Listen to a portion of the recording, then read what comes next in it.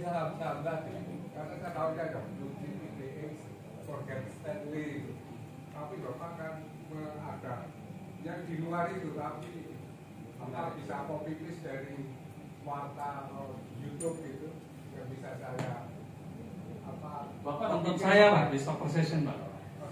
Stock Session setiap hari Selasa sama Rabu jam 13.20, terutama pas lagi musim laporan keuangan, terus saya kasih tahu sama yang bagus di mana.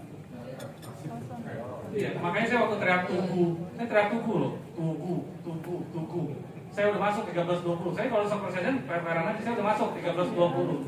Sekarang tuku berapa? Stock Session.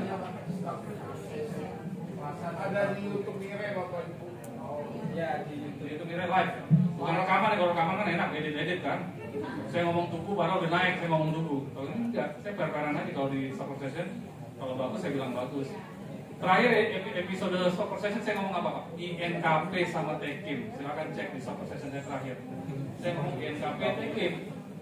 Coba INKP Tekim itu berapa? Saya ngomong pas. Nah, berapa sekarang? INKP pada saat itu masih 8.300, Tekim 6.600. 99. Saya ngomong Tekim sama INKP di Stock Session. Tuh, udah 15%. Minggu loh Bu. Minggu lalu saya ngomong INKP sama Tekim. Angkanya coba cek. INKP. Q2. Sampai bagus. Labanya lihat Pak. 4,1 triliun jadi 5,8 triliun. Bukan saham emas tapi masuk kategori perak karena labanya 4. Ini apa? Ya, Tekimnya coba 1,7 triliun jadi 2,4 triliun. Bukan saham emas tapi dia peraknya di bawah 5 perak.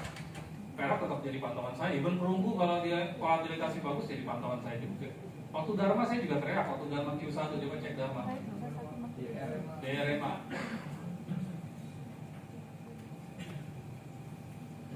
Q1. Ini Q1. Q1. Nah, waktu di Q1 ini labanya di sini nih belum nongol nih. Nggak ke update. Di sini labanya cuma 50-60 miliar jadi 115 miliar. PR-nya 6.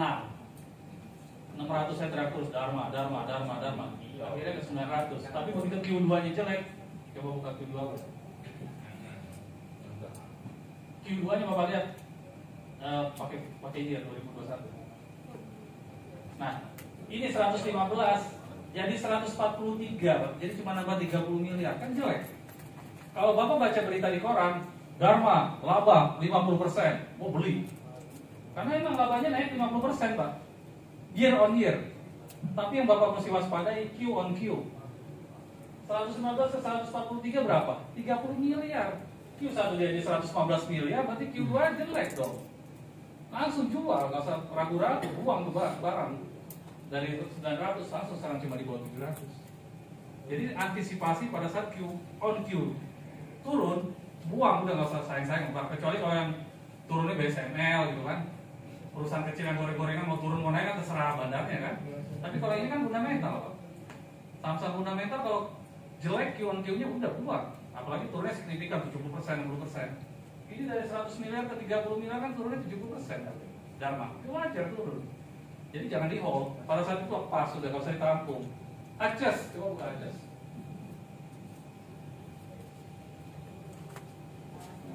Pakai Q4.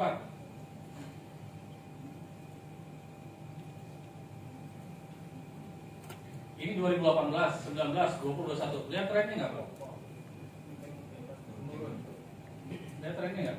Turun. Dari 1 triliun ini labanya udah mulai 700. Ini turun lagi di 2021. 2022 ini coba cek. Ini aja udah 700 miliar. Tuh. Sampai Q2 aja cuma 250 miliar.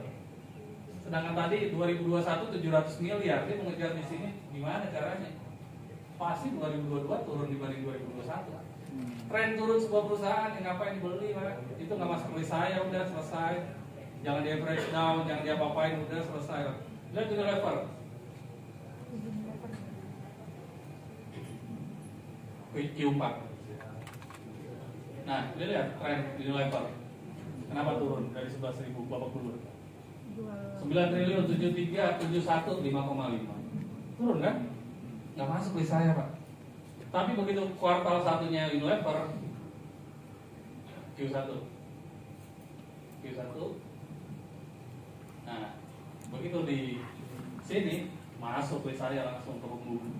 Karena dari sini naik masuk. Jadi nggak ada yang dapat deteksi sama teori saya itu nggak terdeteksi, nggak mungkin.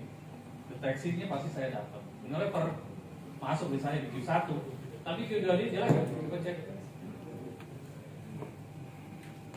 pakai tahun 2021 aja, 2022. Nah ini keluar dari list saya Q2, karena di sini 2 triliun, dan saya di sini 4 triliun dong.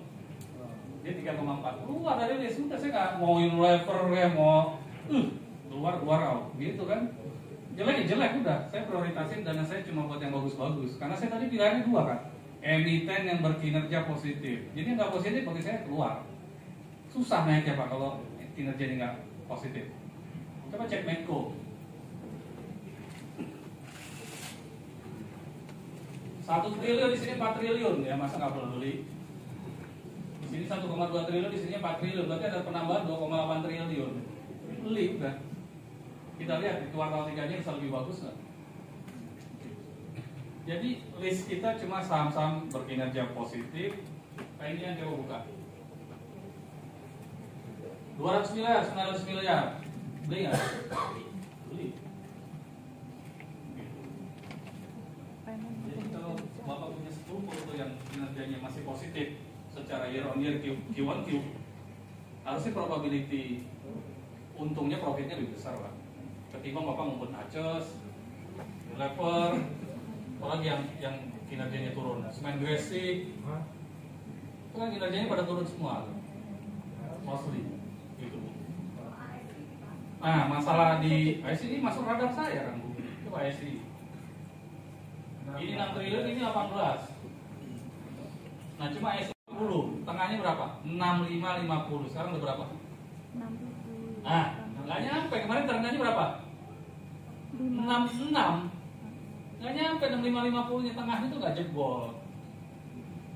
Udah balik lagi dia udah 677 something. Saya kemarin udah bilang Astra tuh jaga tuh, udah tengahnya udah mau kena 6550, 66 boleh tuh. Tengahnya jadi 6050 LK nya rilis, dia bikin 7050, dia turun sengaja, tengahnya 6550 nggak jebol, itu balik lagi 77. Selama 6550 nggak jebol ya hold aja buat Astra, LK nya bagus. Oh berarti pas LK baru rilis, pas lagi tren up, ya simpan aja dulu. Ya 6550 tadi, area dekat-dekat situ. Iya, kalau bagus emang nggak turun-turun, itu enaknya. Kalau yang Aces yang jelek, ibu tungguin naik susah, nggak naik. Nah kalau yang bagus, kok nggak turun-turun? Nah itu persepsinya, enaknya ngomongnya gitu. Kalau fundamental bagus, kok nggak turun-turun? Enak kan ngomongnya kan? Kalau yang jelek, kok nggak naik-naik? Nah gitu bedanya. Iya, kalau Astra saya setuju, masih masuk ke list kita. Nah masalah WSBP, coba buka WSBP, LK nya.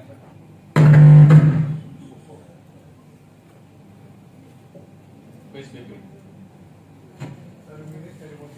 WSBP. Iya, ya. Nih, ada apa di sini nih? Dari rugi 200 miliar, tiba-tiba untung 1,4 triliun. Padahal pendapatannya cuma 700 miliar. Ini baru yang namanya dibilang lain-lain, apa lain-lain. Wah, kemarin yang punya WSBP udah senyumnya semeringah semua. Lagi suspend Pak, LK-nya bagus Pak, gimana ya Pak? Lain-lain Pak, ini ada laba lain-lain. Silahkan dicek di idx.co.id itu lain-lainnya apa. Ini laba lain-lain. Jadi saya yang bagus-bagus tadi sebisa mungkin bukan laba lain-lain. Kalau ada laba lain-lain saya kasihnya jangan. Kalau laba lain-lain jangan. Kita dulu lah. Saya prioritas sama yang lain. Kinerjanya bagus. Ya Bu. Ada nggak ya perusahaan yang Q pertamanya bagus, Q keduanya kurang bagus, Q ketiganya bagus? Ada Bu. Nah kalau kayak begitu gimana Pak? Kalau itu masuk nggak di Q ketiga? Bahkan yang saat Q1 nggak nongol, Q2 nggak nongol, tiba-tiba Q3 nya bagus, masuk. Tinggal kategorikan jadi masuk emas, perak apa perunggu. Standarnya Pak Roger, emas, perak, apa perunggu gimana Pak? Tadi ada di modul. laba naik 100%, PE di bawah 5, balance sheet sehat. Saya selalu bilang balance sheet sehat karena nggak mau terjebak kayak BLTA, Sril. Saya nggak mau terjebak di saham-saham kayak gitu yang utangnya itu bermasalah, bayar bunganya itu berat. Gitu. Makanya saya bilang balance sheet sehat. Balance sheet sehat itu salah satunya Ibu lihat kalau perusahaan itu ekspansi, coba buka Sril. Saya dari dulu udah wanti-wanti Sril. Makanya saya nggak datang ke perusahaan Sril. Kalau Pak Kemong datang ke Sril, saya nggak datang. Sril, coba buka 2020.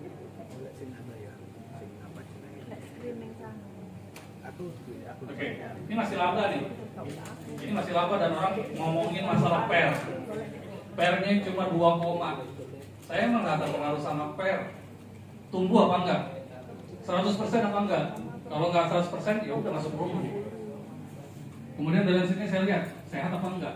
Salah satu lihat balance sheet sehat apa enggak begini nih Bu. Coba buka balance sheet. Ini kan perusahaan masih laba di perusahaan. Cuma saya lihat sehat apa enggaknya begini Bu. Ini ada equity, ekuitas. Ini ada total liabilitas. Ini dua ini nih. Kalau dia perusahaan sehat Bu, kedepannya ekuitasnya naik, utangnya turun. Jadi crossing ke bawah. Karena perusahaan kalau baru ekspansi, utangnya pasti gede. Ekuitasnya pasti biasanya kecil. Tapi berjalannya waktu, bayar ekuitas naik. Tapi tidak terjadi di Sril. Setelah diakuisisi perusahaan tekstil, 2 perusahaan tekstil, tidak terjadi penyempitan ekuitas, naik, utang turun, tetap aja. Bahkan di sini melebar akhirnya utang. Udah saya langsung bilang ini bahaya ini.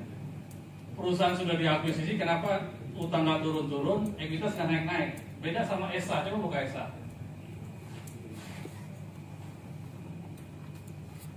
Nah ini ESA sama, pabriknya baru bangun, butuh dana ekspansi, ini akhirnya menyempit di sini nih.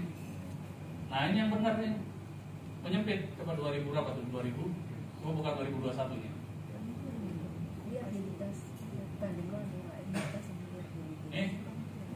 Trennya menyempit. Coba 2022-nya. Begitu dia udah laba, ini 2022. Akhirnya tuh lihat 7 triliun banding 4 triliun, nyempit. Ekuitasnya naik, utangnya turun. Aman udah kayak gini. IMFG coba buka. IMFG pabrik di Ancol ditutup. Dia bikin pabrik baru, berarti butuh investasi. Tahun 2000 IMFG, AMFG. Ini perusahaan kaca, ini bagus banget. 2019 Pak. Tiba-tiba pabrik di Ancol karena ada kebijakan ditutup sehingga ini perusahaan jadi rugi karena kapasitas pabriknya langsung hilang setengah. Laba bersihnya coba income statement rugi. Sekelas IMFG perusahaan yang nggak pernah rugi tiba-tiba jadi rugi. Balance sheet-nya lihat Pak. Balance sheet-nya ini 3,5 triliun, ini 5,1. Dia ekspansi pabrik, bikin pabrik. Kemudian lihat tahun depannya kan pabrik nggak sebentar juga ya, 2020, 2021 bukan? Lihat, mengecil. Ekuitas turun, ekuitas naik, utang turun. 2022 cek. Udah sama. Utang sama ini udah sama. Labanya coba cek. Oh. Karena pabriknya udah jadi, udah untung PER cuma 3,5. Berarti Bapak selain melihat profit sama PER, balance sheet juga perlu diperhatikan.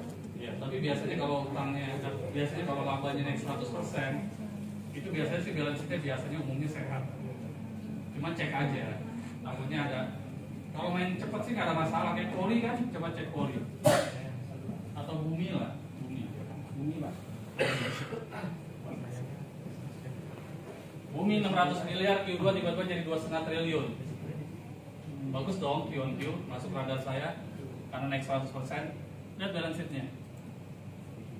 Masih merah Bu, ini yang saya khawatirin balance sheet-nya. Ekuitas sih masih merah. Kenapa masih merah? Masih terpaut sama utang dulu. Ini kan perusahaan banyak utangnya kan. Karena dulu ekspansinya pakai utang, akhirnya bikin OWK, bikin obligasi konversi segala macam, pokoknya nyelesain utangnya. Makanya dia pengen private placement 24 triliun. Kalau memang itu terjadi, ini hilang nih, hijau. 24 triliun itu nutup ini. Kalau udah kayak gitu kan di trading ya Pak?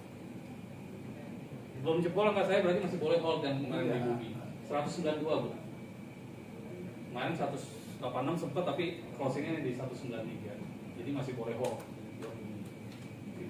Nah WSBB jadi Bu masih pendapatan lain-lain. Saya kalau WSBB ya 30 perak lah Bu. Baru saya mau beli. Barang di market terlalu banyak Pak, tempatnya.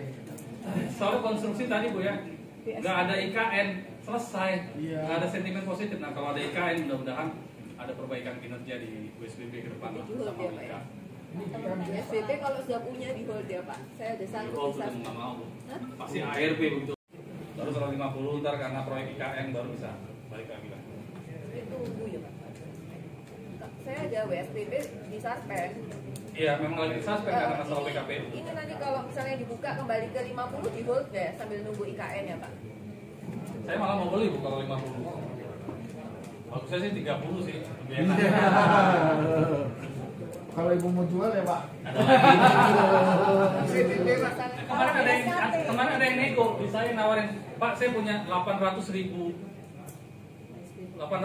lot WSBB, saya mau buang di kemarin berapa? 80 itunya, 80 perak ya Bu. Di nego Suspend. ya Pak itu ya Pak. Iya dia mau buang di nego, cuma masalah pasar negonya aja tutup, Iya. nggak bisa jadi transaksi itu. Dia mau buang di 50 Bu. Bayangin dia mau buang di 850, 800.000 lot. Saya bilang masalahnya pasar negonya tutup. Kalau enggak saya cariin lawan. Masih banyak yang mau loh 50 perak. Sabar aja deh Bu kalau di WSBB. Yang penting jangan leverage down. Ada lagi? ICBP Pak. ICBP. Nunggu diskon Pak. ICBP buka. Cuma masalahnya gini Pak. Sentimen positifnya kalau inflasi naik, suku bunga naik, komoditi turun.